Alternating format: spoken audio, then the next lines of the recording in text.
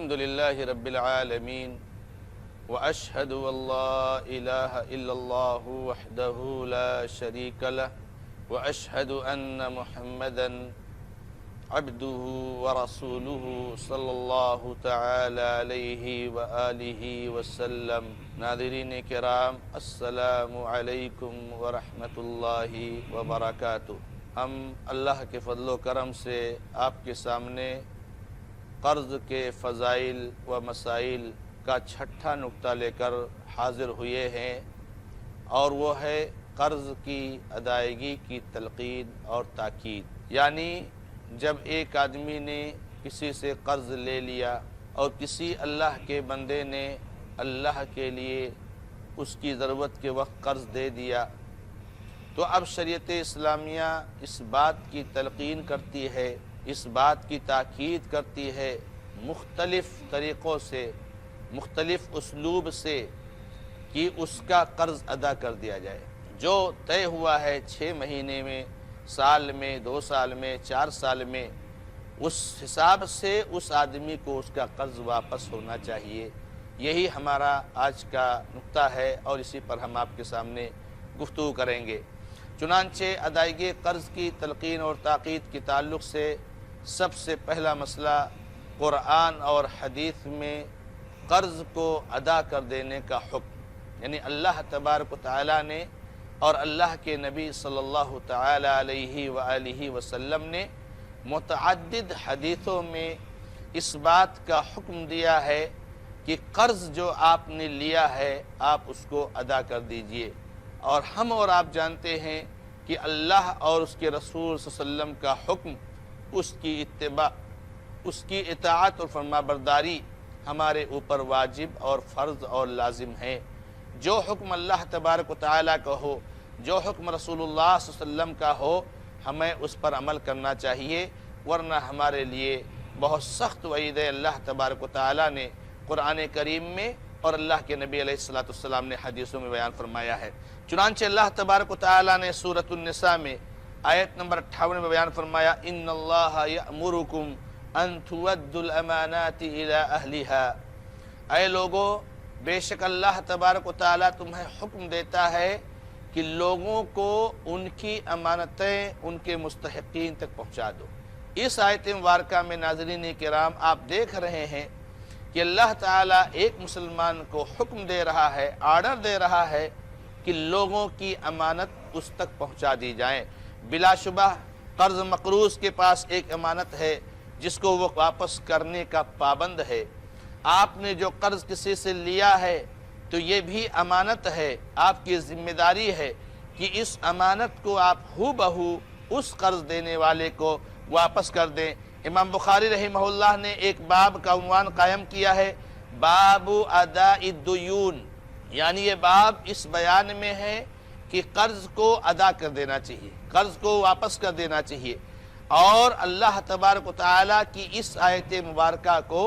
اس باب میں امام بخاری رحمۃ اللہ علیہ لاتے ہیں، وقال اللہ تعالی ان اللہ یأمرکم ان تؤدوا الامانات الی اہلہا۔ یعنی امام بخاری رحمۃ اللہ علیہ امانات کو ادا کرنے سے یہ استدلال کر رہے ہیں، امانات کو ادا کرنے کا حکم دینے سے استدلال کر رہے ہیں کہ ہم کو قرض کو ادا کر دینے کا حکم ہے۔ آپ دیکھیے بخاری کتاب الاستقراض میں۔ اسی طریقے سے طلق ابن معاویہ رضی اللہ تعالیٰ عنہ کا ایک شخص کے اوپر 300 درہم قرض تھا، اس کا معاملہ قاضی شریح کے پاس لے گئے تو انہوں نے یہی آیت پڑھی، ان اللہ یأمرکم ان تؤدوا الامانات الی اہلہا۔ امام ابن ابی شیبہ، مصنف ابن ابی شیبہ میں اس حدیث کو آپ دیکھ سکتے ہیں 6914 میں۔ تو ناظرین کرام، ادائیگی قرض کی تلقین اور تاکید کا پہلا جو اسلوب ہے، اور پہلا جو ہے کیا نام ہے جو انداز ہے، اور پہلی جو قسم اور پہلا جو حصہ ہے وہ یہ ہے کہ شریعت نے اس کو ادا کرنے کا حکم دیا ہے۔ امانت کہا ہے شریعت اسلامیہ نے، اور شریعت اسلامیہ نے امانت کو واپس کرنے کا حکم دیا ہے۔ دوسری چیز ناظرین کرام کہ ادائیگی قرض کے شریعت نے بہت سے فضائل بیان کیے ہیں، ادائیگی قرض کے فضائل بیان کیے ہیں۔ کہ آدمی جب قرض کو ادا کرتا ہے، قرض ادا کرنے کی نیت سے لیتا ہے اور قرض ادا کرنے کے لیے محنتیں کرتا ہے، تو کس طرح سے جو ہے اس کو اللہ کی مدد حاصل ہوتی ہے، اللہ تبارک و تعالیٰ اس کو جو ہے سپورٹ کرتا ہے، اس کے انتظام کرتا ہے، اسباب فراہم کرتا ہے۔ تو یہ جو ہے ادائیگی قرض کے فضائل، چنانچہ ادائیگی قرض کے سچے ارادے کی برکات۔ سب سے پہلے جب قرض لیتا ہے تو اس وقت ہی جو اس کی نیت ہوتی ہے کہ میں اس کو واپس کر دوں گا، سچی نیت سے وہ اس کے دل میں ارادہ ہوتا ہے، تو اللہ تبارک و تعالیٰ اس کے لیے آسانی پیدا کر دیتا ہے۔ چنانچہ اللہ تبارک و تعالیٰ جب اس کی سچی نیت ہوتی ہے تو اس کے قرض کو ادا کرنے کے اسباب پیدا کر دیتا ہے۔ چنانچہ امام بخاری رحمہ اللہ کی حدیث نمبر 2387 میں اللہ کے نبی علیہ السلام بیان فرماتے ہیں، من اخذ اموال الناس یرید اداءها ادى اللہ عنہ، جو لوگوں کا مال اس نیت سے لیتا ہے کہ اس کو ادا کر دے گا تو اللہ تبارک و تعالیٰ اس کی جانب سے ادا کر دیتا ہے۔ یعنی اللہ تعالیٰ اس کے ادا کرنے کے اسباب پیدا کر دیتا ہے، وسائل پیدا کر دیتا ہے، ذرائع پیدا کر دیتا ہے اور انتظام کر دیتا ہے۔ تو اگر آپ کی سچی نیت ہے قرض کی ادائیگی کی تو اللہ تبارک و تعالیٰ اس کی ادائیگی کے اسباب پیدا کر دیتا ہے۔ ابن حجر رحمۃ اللہ علیہ اس کی تشریح فرماتے ہیں کہ وَفِيهِ الترغیب فی تحسین النیہ والترہیب من ضد ذلک، یعنی اس حدیث میں نیت کو اچھی رکھنے کی ترغیب موجود ہے۔ اللہ کے نبی علیہ السلام جو فرمایا کہ جو لوگوں کے مال کو لیتا ہے اس نیت سے کہ اس کو ادا کر دے گا تو اللہ تعالیٰ اس کی جانب سے ادا کر دیتا ہے۔ اس طرح سے میں ترغیب ہے، رغبت دلانا ہے کہ ہمیں اور آپ کو چاہیے کہ اپنی نیتیں اچھی رکھیں، اپنی نیتیں درست رکھیں۔ اور کہتے ہیں ابن حجر رحمۃ اللہ علیہ کہ اس میں نیت کے خراب کرنے سے ڈرانا ہے، نیت خراب نہیں ہونی چاہیے۔ آپ قرض لے رہے ہیں اس وقت ہی آپ کی نیت ہے، ارادہ ہے، کر دیے تو کر دیے، نہیں تو ہم نہیں واپس کریں گے، ایسی کوئی نیت ہے تو یہ غلط چیز ہے۔ ابن حجر رحمۃ اللہ علیہ اس حدیث کی تشریح فرماتے ہیں۔ اور میمونہ رضی اللہ تعالیٰ عنہ سے مرفوعاً روایت ہے کہ اللہ کے نبی علیہ السلام نے ارشاد فرمایا، ما من مسلم یدان دینا یعلم اللہ عنہ انہ یرید اداءہ الا اداہ عنہ فی الدنیا۔ اللہ کے نبی علیہ السلام فرماتے ہیں کہ جب بھی کوئی مسلمان کوئی قرض لیتا ہے اور اللہ تبارک و تعالیٰ جانتا ہے کہ اس کو سچائی کے ساتھ ادا کرنا چاہتا ہے تو اللہ تعالیٰ اس کی جانب سے اس کے قرض کی ادائیگی کا انتظام کر دیتا ہے۔ تو ناظرین کرام، آپ دیکھ رہے ہو کہ جب قرض کی ادائیگی کی سچی نیت ہو تو اللہ تبارک و تعالیٰ کس طریقے سے اسے برکت ڈال دیتا ہے۔ آپ کے سامنے ایک سچے قرضدار کا واقعہ بیان کرنا چاہتے ہیں، اور یہ واقعہ اللہ کے نبی علیہ السلام کی حدیث کا ہے۔ کس طرح سے نیت میں برکت ہوتی ہے، جب نیت اچھی ہوتی ہے تو جو ہے انسان کے معاملات میں برکت آتی ہے۔ تو جیسی نیت ہوتی ہے ویسا معاملہ ہوتا ہے۔ ہماری نیت اگر یہ ہے، ہمارا ارادہ یہ ہے قرض کو اچھی طریقے سے ادا کرنا، تو اللہ تعالیٰ کیسے انتظام کرتا ہے یہ واقعہ سنیے۔ ابو ہریرہ رضی اللہ تعالیٰ عنہ سے روایت ہے کہ اللہ کے نبی علیہ السلام نے بنو اسرائیل کے ایک شخص کا ذکر کیا کہ اس نے ایک شخص سے 1000 دینار قرض مانگے۔ بنو اسرائیل، ہم سے پہلے زمانے میں بنو اسرائیل موسیٰ علیہ السلام کے قوم کا واقعہ ہے کہ کسی شخص نے کسی شخص سے 1000 دینار قرض مانگے۔ اس شخص نے کہا کہ گواہ لاؤ، تو اس نے کہا گواہ کے طور پر اللہ تعالیٰ ہی کافی ہے، میرے پاس تو کوئی گواہ نہیں ہے، اللہ تعالیٰ ہی گواہی کے لیے کافی ہے۔ اس نے کہا اچھا کوئی ضامن لاؤ، تو اس نے کہا ضمانت کے لیے بھی اللہ تعالیٰ ہی کافی ہے۔ اس نے کہا تم نے سچ کہا ہے، اور ایک مقررہ مدت تک کے لیے اس کو قرض دے دیتا ہے۔ کوئی گواہ نہیں ملا، کوئی ضامن نہیں ملا، پھر بھی وہ بیچارہ اس کو قرض دے دیتا ہے۔ جب جو ہے یہ شخص قرض لے کر کے اپنے سفر پر چلے جاتا ہے اور اس کے بیچ میں ایک سمندر ہوتا ہے اور ایک دریا ہوتی ہے، تو وہ اس کو جو ہے پار کر کے اپنے گھر میں اپنے ضرورت کے تحت جہاں چاہتا ہے وہاں چلے جاتا ہے۔ اور اس طریقے سے جو ہے جب اپنی ضرورت پوری کر لیتا ہے اور قرض کی ادائیگی کا وقت آتا ہے تو یہ آدمی قرض کی ادائیگی کے لیے اس شخص کے پاس آنا چاہتا ہے کہ جا کر کے اس کو ادا کر دیں۔ یہ سواری تلاشتا ہے لیکن اس کو سواری نہیں ملتی ہے، اور اس طریقے سے وہ نہیں آ پاتا ہے، بہت پریشان ہوتا ہے۔ کیسے سمندر ہے، بیچ میں ندی ہے، دریا ہے، اور اس کو پار کرنے کے لیے کشتی چاہیے، ناؤ چاہیے، اور اس کو یہ چیز نہیں مل پاتی ہے، ندی کو دریا کو پار نہیں کر پاتا ہے، بہت پریشان ہوتا ہے۔ آخر وہ ایک لکڑی لیتا ہے، جب دیکھتا ہے کہ وقت گزر رہا ہے اور یہ اس کے پاس نہیں پہنچ پا رہا ہے، اتنا یہ پریشان ہے، تو یہ ایک لکڑی لیتا ہے اور لکڑی میں سوراخ کر کے اس میں 1000 دینار ایک خط لکھ کر کے اس کو بند کر دیتا ہے اور لکڑی کو دریا میں بہا دیتا ہے۔ ناظرین کرام، غور کرنے کی بات ہے کہ یہ کتنا پریشان ہے قرض کو ادا کرنے کے لیے، اور سچا بندہ ہے اللہ تبارک و تعالیٰ کا، جب وسائل نہیں فراہم ہو رہے اس آدمی کے پاس پہنچنے کے لیے تو ایک لکڑی لیتا ہے، سوراخ کر کے اس میں ایک خط اور یہ 1000 دینار رکھ دیتا ہے اور اس کو سمندر میں بہا دیتا ہے، اور کہتا ہے اللہ بلا شبہ تو جانتا ہے کہ میں نے ہر ممکن کوشش کی کہ اس آدمی کے قرض کی ادائیگی کر دوں، اور جو ہے کیا نام ہے اس نے گواہ بھی مانگا تھا اور ضامن بھی مانگا تھا، اللہ میں نے گواہی کے طور پر تجھ کو پیش کیا تھا، ضامن کے طور پر تجھ کو پیش کیا تھا، آج میں نے کوشش کی کہ میں اس کے پاس پہنچ جاؤں لیکن میں پہنچ نہیں پا رہا ہوں، میں نہیں جا پا رہا ہوں، اے اللہ یہ اس کی امانت میں اس دریا کے حوالے کرتا ہوں تیرے اوپر بھروسہ کرتے ہوئے، یہ کہہ کر کے اس نے لکڑی دریا میں بہا دیا اور وہ واپس آ جاتا ہے، اور اس کے بعد بھی سواری تلاشتا رہتا ہے۔ دوسری طرف قرض دینے والا بھی اس کی انتظار میں تھا، ابھی تک واپس نہیں کیا، اس نے اللہ کو گواہ پیش کیا تھا، اللہ کو ضامن بنایا تھا، تو جو ہے کیا نام ہے جو ادھر پریشان رہتا ہے، اور وہ ایسے گھومتے گھومتے پریشانی کی حالت میں دریا کے کنارے آتا ہے، تو دریا کے کنارے جب آتا ہے تو دیکھتا ہے کہ دریا میں ایک لکڑی بہہ رہی ہے، لکڑی کو اس نیت سے اٹھا لیتا ہے کہ گھر میں آگ میں جلانے کے لیے، چولہے میں جلانے کے لیے، کھانا پکانے کے کام آ جائے گی لکڑی، اس لکڑی کو نکال لیتا ہے۔ ناظرین کرام غور سے سنیں کہ ایک آدمی دریا میں لکڑی کو پھینک دیتا ہے سچی نیت کے ساتھ، پریشان ہونے کے بعد، ہر قسم کی کوشش کرنے کے بعد، اور یہ قرض خواہ جس نے قرض دیا تھا وہ دریا کے پاس جاتا ہے، اس لکڑی کو اٹھا لیتا ہے جلانے کے لیے اور کھانا پکانے کے لیے، اور جب گھر پر آتا ہے اور لکڑی کو چیرتا ہے، پھاڑتا ہے، تو دیکھتا ہے کہ اس کے اندر ایک کاغذ ہے اور 1000 دینار ہے۔ جب کاغذ کو کھولتا ہے تو اس میں خط لکھا ہوا ہے، قرض مقروض آدمی نے، قرض لینے والے نے، اس میں لکھا ہوا ہے کہ اللہ کے بندے میں نے بہت کوشش کی مگر مجھے سواری نہیں ملی، اس کی وجہ سے میں تمہارے پاس آ نہیں سکا، آخر میں یہ قرض، یہ تمہاری امانت اس کے حوالے کر رہا ہوں، اور یہ جو ہے اس میں لکھا ہوا ہے۔ پھر اس کے بعد خود دیکھتا ہے کہ مقروض پھر اس کو سواری مل گئی اور وہ 1000 دینار لے کر کے اس کے پاس پہنچ جاتا ہے اور کہنے لگتا ہے کہ اللہ مجھے کوئی سواری نہ ملی اس لیے میں نہیں آ سکا۔ اس کو نہیں معلوم تھا کہ وہ لکڑی جو ہم نے پھینکی تھی وہ اس آدمی کو مل گئی ہے اور اس کا قرضہ اس کو مل گیا ہے، تو یہ خود بھی آتا ہے اور کہتا ہے کہ ہم نے بہت کوشش کی لیکن ہم نہیں آ سکے، تو وہ قرض دینے والا کہتا ہے کہ تمہارا قرض تو مجھ کو مل چکا ہے اور تم نے جو وعدہ کیا تھا وہ تو پورا ہو چکا ہے، تو کہتا ہے کہ جو چیز تم نے لکڑی میں رکھ کر بھیجی تھی اس کو اللہ نے تمہاری طرف سے ادا کر دیا ہے، اب تم 1000 دینار لے کر کے واپس لوٹ جاؤ۔ اس واقعے کو، اس حدیث کو امام بخاری رحمہ اللہ نے اپنی صحیح میں 2291 پہ ذکر فرمایا ہے۔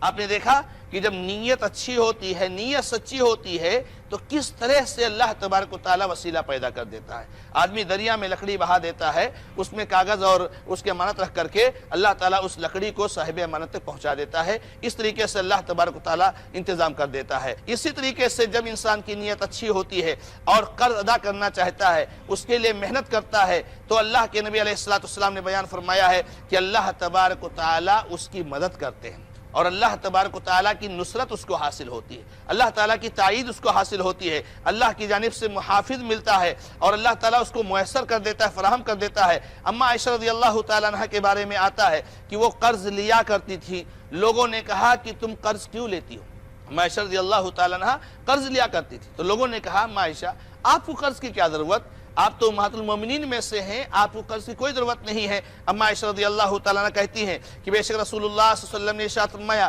کہ جب بھی کوئی بندہ قرض لیتا ہے اور اس کی نیت اس کو ادا کرنے کی ہوتی ہے تو اس بندے کو اللہ کی مدد حاصل ہوتی ہے، تو میں وہی مدد حاصل کرنا چاہتی ہوں۔ یعنی اللہ تعالیٰ کی جو مدد حاصل ہوتی ہے، اللہ کا عون حاصل ہوتا ہے، اللہ تعالیٰ کی حمایت حاصل ہوتی ہے، تو جو میں قرض لیتی ہوں کہ میں اللہ کی مدد میں رہوں اور اللہ تبارک تعالیٰ کی مدد حاصل ہو۔ امام احمد بن حنبل رحمۃ اللہ علیہ نے مسند احمد 24679 نمبر پر اس حدیث کو ذکر فرمایا ہے اور شیخ البانی رحمہ اللہ نے اس کو صحیح قرار دیا ہے۔ اسی طریقے سے دوسرے الفاظ میں ہے کہ جب کوئی آدمی قرض لیتا ہے اور اس کی نیت ادا کرنے کی ہوتی ہے تو کان معہ من اللہ عون و حافظ، کہ اللہ کی جانب سے اس کے ساتھ ایک مددگار ہوتا ہے،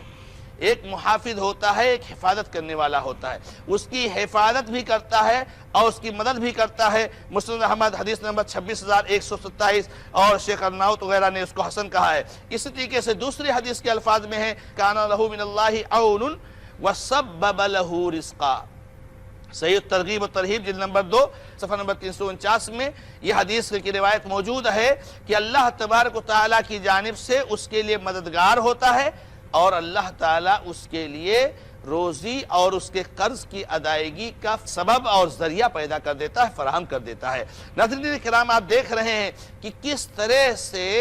اللہ تبارک و تعالیٰ اس آدمی کی مدد کرتا ہے کہ جب وہ لیتا ہے قرض تو اس کی نیت سچائی کے ساتھ ادائیگی کی ہوتی ہے، اللہ تعالیٰ مدد کرتا ہے، اللہ کا عون حاصل ہوتا ہے، اللہ کی طرف سے محافظ ہوتا ہے، اللہ تعالیٰ اس کے لیے اسباب پیدا کر دیتا ہے۔ تو اگر ہم لوگ قرض لیتے وقت اپنی نیت کو صحیح رکھیں اور اس بات کا پختہ ارادہ اپنے دل میں رکھیں کہ ہم جیسے ہی انتظام ہوگا اور کسی بھی صورت میں انتظام کر کے ہم قرض خواہ کو جس نے ہمارے ساتھ احسان کیا ہے ہم اس چیز کو وقت سے پہلے انشاءاللہ لوٹا دیں گے یا علی الاقل وقت پہ تو ہم لوٹا ہی دیں گے، تو اللہ تبارک و تعالیٰ آپ کے لیے ضرور اسباب پیدا کر دیں گے، اللہ تعالیٰ ضرور وسائل پیدا کر دیں گے۔ لیکن جب نیت میں کھوٹ ہوتی ہے، نیت میں خرابی ہوتی ہے، نیت میں کمی ہوتی ہے، انسان کی بے ایمانی کی نیت ہوتی ہے، ہڑپ کرنے کی نیت ہوتی ہے، غصب کرنے کی نیت ہوتی ہے، امانت میں خیانت کی نیت ہوتی ہے، تو وہاں اس کے لیے مسائل کھڑے ہو جاتے ہیں اور اس کی زندگی تنگ ہو جاتی ہے، اس کے وسائل تنگ ہو جاتے ہیں، اس کے ذرائع تنگ ہو جاتے ہیں اور وہ پریشان حال ہوتا ہے۔ تو ناظرین کرام، ایک تو اللہ تبارک و تعالیٰ نے قرض کی ادائیگی کا حکم دیا ہے، دوسرے اللہ اور اس کے رسول صلی اللہ علیہ وسلم نے قرض کی ادائیگی کے فضائل بیان کیے ہیں اور خاص طور سے نیت جب آپ کی سچی ہو۔ تیسری بات ناظرین کرام کہ قرض کی ادائیگی کی جو تلقین اور تاکید ہے کہ ادائیگی میں آسانی کرنے والوں سے اللہ تعالیٰ محبت کرتا ہے، یعنی جو لوگ قرض کو آسانی کے ساتھ ادا کر دیتے ہیں، جس وقت کے حساب سے لیا اس پر ادا کر دیتے ہیں، کوئی اس میں وعدہ خلافی اور کسی طرح سے ظلم و زیادتی نہیں کرتے ہیں، اللہ تبارک و تعالیٰ ایسے بندوں سے محبت کرتا ہے۔ اللہ تعالیٰ جس سے محبت کر لے، ناظرین کرام آپ سمجھ سکتے ہیں کہ اس کا کتنا اونچا مقام ہو سکتا ہے۔ محبت کرنے کا مطلب کہ وہ آدمی اللہ تعالیٰ کی رحمت کا مستحق ہو جاتا ہے، اور جو رحمت کا مستحق ہو جاتا ہے وہ آخرت میں دنیا میں کامیاب ہو جاتا ہے، اللہ تعالیٰ کی جنت کا مستحق ہو جاتا ہے۔ اللہ کی محبت کو حاصل کرنے کی کوشش کرنی چاہیے اور اپنے آپ کو ان بندوں میں سے بنانا چاہیے جن بندوں سے اللہ تعالیٰ محبت کرتا ہے۔ تو جن بندوں سے اللہ تعالیٰ محبت کرتا ہے ان میں سے ایک بندہ وہ ہے جو آسانی کے ساتھ قرض کی ادائیگی کرتا ہے، وعدے کے مطابق قرض کو ادا کرتا ہے، وعدے کے مطابق قرض کو ادا کرنے کے لیے پریشان رہتا ہے، وعدے کے مطابق قرض کو ادا کرنے کے لیے ٹینشن رہتا ہے، اس کو فکر مند رہتا ہے، اس کے لیے محنتیں کرتا ہے۔ یہ اللہ تبارک و تعالیٰ کی محبت کے حصول کا ذریعہ ہے۔ اللہ کے نبی علیہ السلام نے ارشاد فرمایا، بے شک اللہ تبارک و تعالیٰ بیچنے، خریدنے اور ادائیگی میں آسانی کرنے والے سے محبت کرتے ہیں۔ اللہ کے تبارک تعالیٰ اس بندے سے محبت کرتے ہیں کہ جب وہ آسانی کے ساتھ خریداری کرتا ہے، بیچتا ہے اور ادا بھی کرتا ہے۔ کسی کی امانت ہے، جو وعدہ آپ نے کیا ہے اس کے حساب سے آپ ادا کر دیجئے، اللہ تبارک تعالیٰ آپ سے محبت کرتے ہیں۔ تو ناظرین کرام، تیسری بات یہ ہے کہ قرض کو ادا کرنے والے سے اللہ تبارک و تعالیٰ محبت کرتے ہیں۔ چوتھی بات ناظرین کرام کہ ادائیگی قرض کے لیے قبل از وقت تیاری کرنا یہ بھی شریعت میں مطلوب ہے اور اللہ کے نبی علیہ السلام کی سنت ہے۔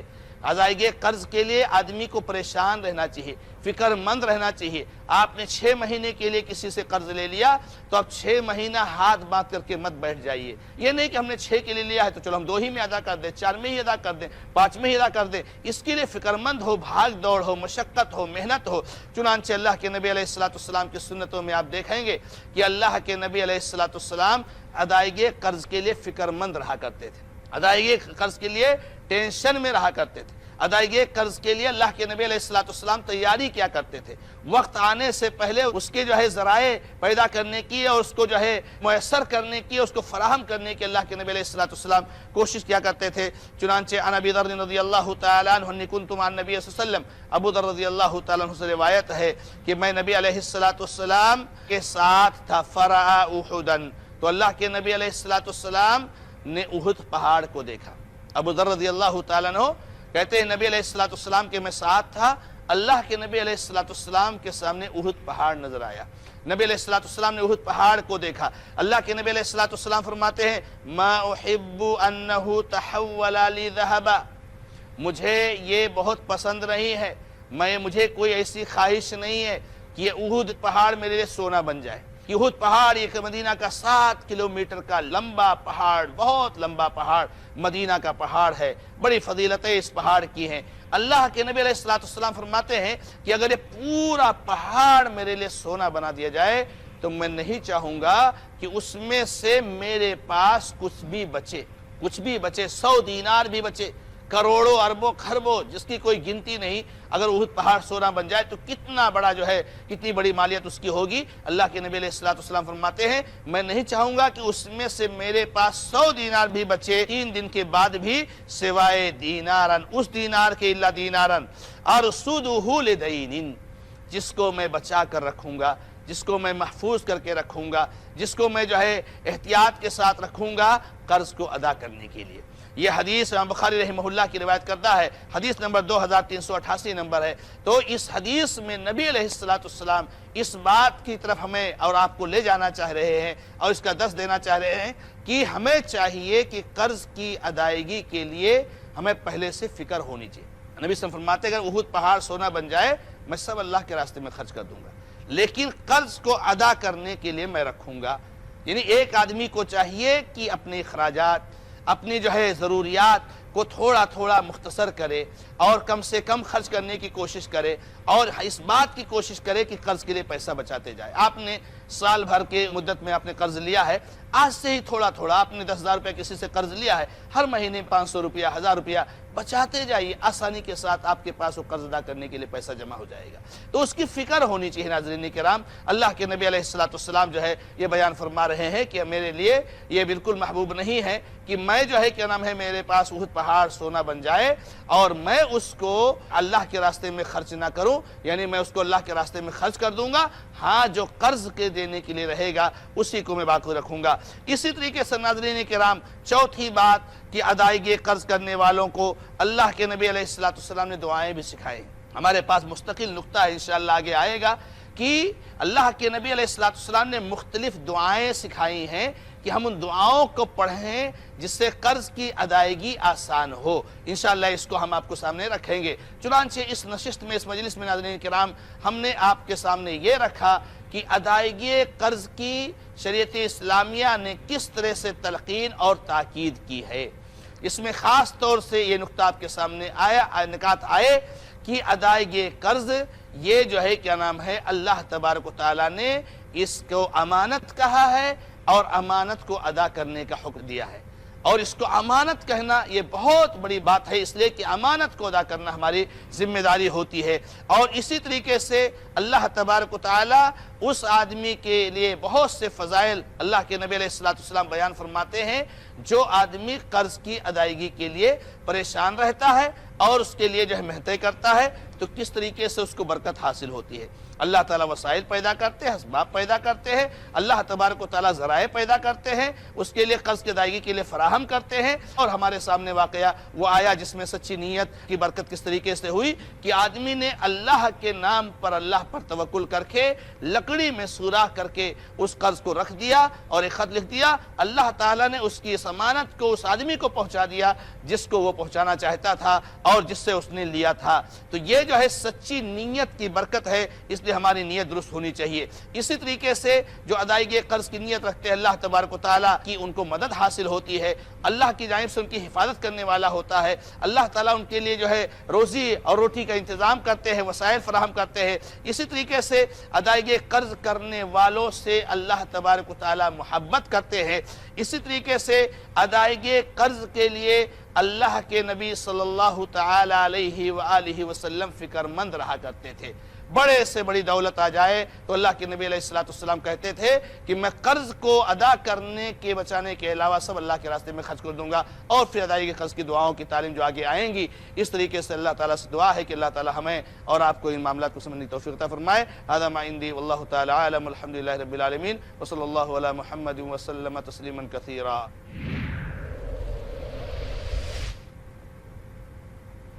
جنت میں جاؤ گے مگر